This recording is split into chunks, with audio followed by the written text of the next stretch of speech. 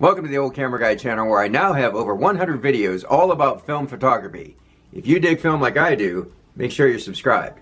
So I've mentioned in a few of my recent videos that I've been planning on getting into medium format photography. Well, that day has finally arrived. After several months of patiently stalking eBay and selling off some of my gear, I am finally now the proud owner of a Pentax 6.7. Now, there are a few reasons why I chose the Pentax 6.7 for my first real medium format camera. I've enjoyed playing around with some plastic toy medium format cameras like the FPP Debonair, which is a 645 camera, and I love the square format of the Diana and the Holga, but my thought on getting a more professional medium format camera was go big or go home. I knew I wanted something bigger than 645 or 6x6, and for me the 6x7 format was the perfect sweet spot between a nice good image size while offering more shots per roll than 6x9 or 6x12. Now, out of all the 6x7 cameras out there, one of the biggest reasons I chose the Pentax 6.7 is its form factor. It's essentially a 35mm SLR on steroids, and I'm very familiar with 35mm SLRs. I'm not a big rangefinder guy. I don't like the backwards view on TLRs, so for me, the Pentax 6.7 seemed perfect as a way to ease the transition into medium format. So we're going to start with an unboxing of the camera. Then we're going to do an unboxing of the lens. I'm going to show you how to set up the camera to get started. We're going to go ahead and look at how to load the film. And of course, we're going to share some images from my very first roll. And then I'll close with some final thoughts. Let's go. All right, here it is, the moment of truth, the big reveal.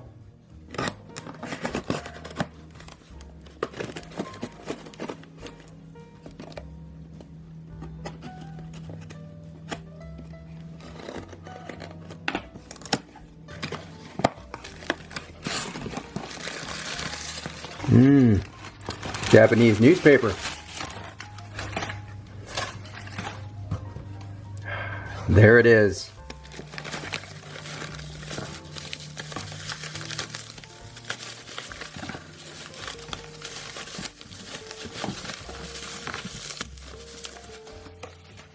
Look at that. There it is. Everybody's right. It is a beast. The Pentax 6.7. Late model here, you can tell by the 6.7 logo there. It's got a meter TTL prism. It's got a body cap. And you can see it's got the left-hand grip installed too.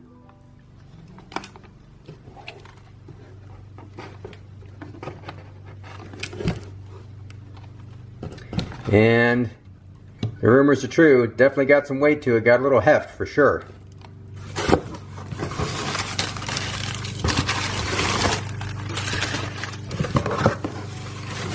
And got a strap too. Take a look at that. Now this is important. This strap has the two strap lugs here. You can attach these a couple different ways. You can attach them right here or here. And if you take a look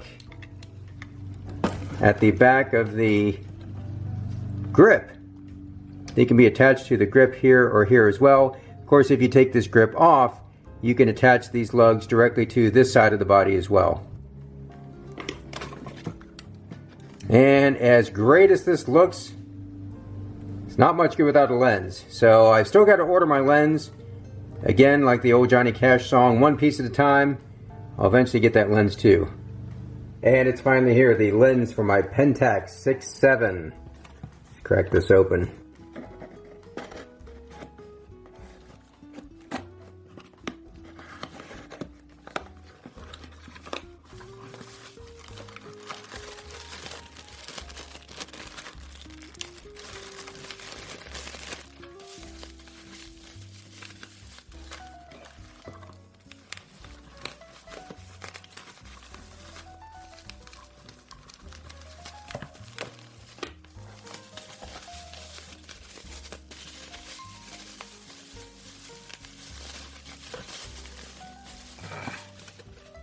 There it is. Front cap, back cap,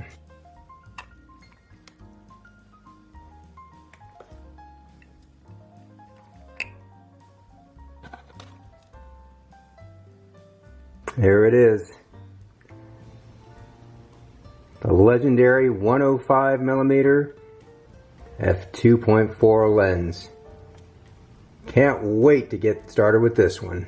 Alright, first thing I'm going to do is go ahead and attach my strap, but I don't think I want to use the left hand grip for right now, so I'm going to go ahead and take this off. There's a little thing you unscrew here, and then you have to pull up on this to release the grip. So now I can attach the strap directly to the lugs. I'm going to go ahead and put it on probably the top two lugs right here, so it'll hang horizontally on my neck. Alright, now I'm going to attach my strap. Use a coin here to make sure this is open. We're good. So I'm going to go ahead and put this on the top lug here.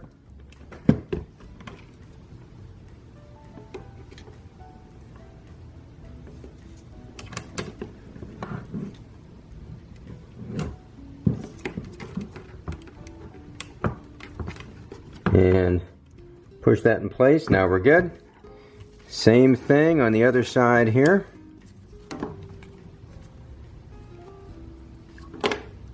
So again, insert the coin, make sure my hole is open there. And we're good. Put on the top lug here. And then push it down, make sure we're in place. Alright. We're good with the strap. Next, we're going to do the battery. So we're going to lift this up and then turn it counterclockwise. And you can see the little battery chamber here. And got a battery. I found a pretty old one actually. This one says that it is best to use this before January 2013.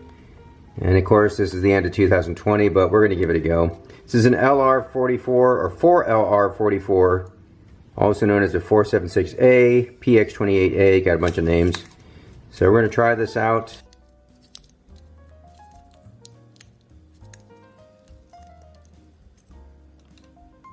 I'm going to put this in here. Positive end goes over here, so let's put it in that way. Should be able to just put that in place again. Tighten it up. Put that down. Battery should be good. And now we're going to mount the lens. Take the body cap off, like so. And we've got our lens here. Going to take off the end cap here, the back cap. And we're going to line up our red dot. You can see that there, the red dot to the red dot here. And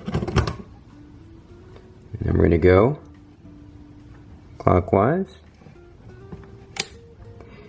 We heard our click, so we're good to go there. Take the lens cap off. And there is again that legendary 2.4 105 lens. Hey, before we load the film, I want to bring your attention to one more thing. My 6.7 came with the TTL metered prism already attached, so I attached the lens, no problem. If you need to attach the prism and the lens, make sure you attach the prism first. There's a little chain that links the prism and the lens, and if you attach the lens first and then the prism, you may damage that chain. Alright, now we're ready to load the film. And we're going to be using Ilford FP4 Plus, which is 125 speed film. So we're going to go ahead and set our ISO. It's in this dial here. It's a little window there that will have your ISO or speed in it there. And you lift up on this to adjust it. So you can do 32, 20, and right there's 100, so 125, so we're going to go one more notch. So that should be set. We're going to open our film up. We're going to get this loaded up. Again, ideally you would do this in subdued lighting. It's not too light in here. It's a little bit lighter than what I would typically do, but I want you to be able to see what I'm doing here. So let's go ahead and open this up.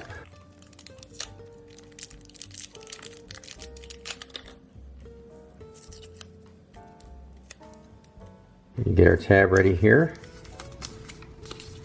Alright, let's go ahead and open up the camera. Got a little tab down here we're going to pull down on. Open that up.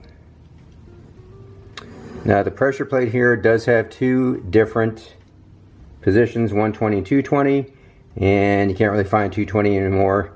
They don't make it anymore, so this is already set in the 120 position. You can confirm that because it says 120 back there. Along those lines, you also have this is to control the counter, exposure counter, whether you're doing 120 or 220. It's already again in the 120 position. If yours is in the 220, take a coin in there and get it in the right position like that. And it looks like we've already got an empty spool in here. So we're going to go ahead and open up this side here where we put the fresh film in. And pull that down. And now we've got our film here. So we can load that in.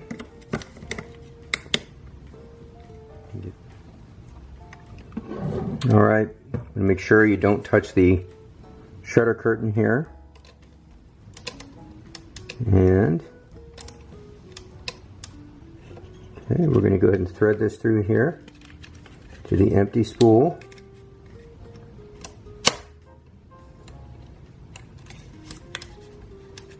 And we're going to just apply a little bit of pressure here to make sure everything's on and straight, which it is. And you start to see this arrow come into view. We need to line up this arrow with the orange arrow there that says 120 next to it. Again, a little bit of pressure here just to make sure everything's going to stay flat on the film plane here. Got that lined up pretty good. If you do have an old roll of 220, you just line up the arrow here. But ours is lined up here with the 120. We're going to close the back. You hear it click. I'm going to go ahead and close that latch there.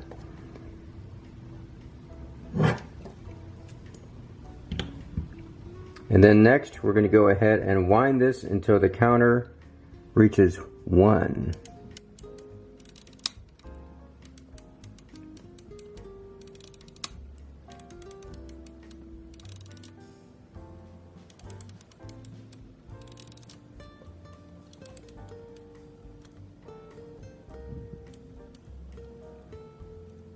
Our little counter markers right there. Small, but it's a little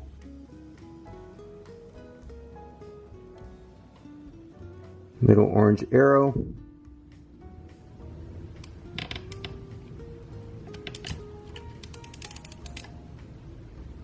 And that puts us at 1 right there. So we should be ready to shoot. Alright, this wouldn't be an old camera guy video if I didn't share some images, right?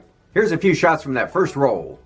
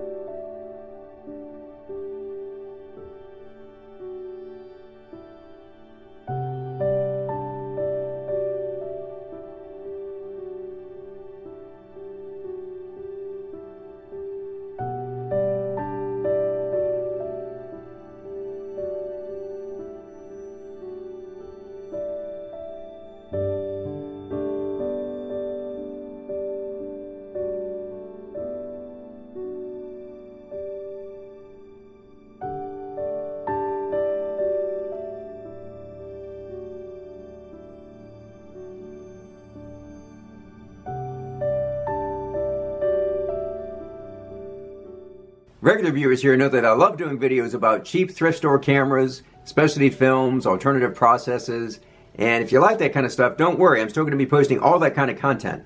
But now that I have the Pentax 6.7, I'll be mixing in some medium format too. I've really enjoyed shooting this so far. It's a very satisfying experience, and I'd like to share that experience with you.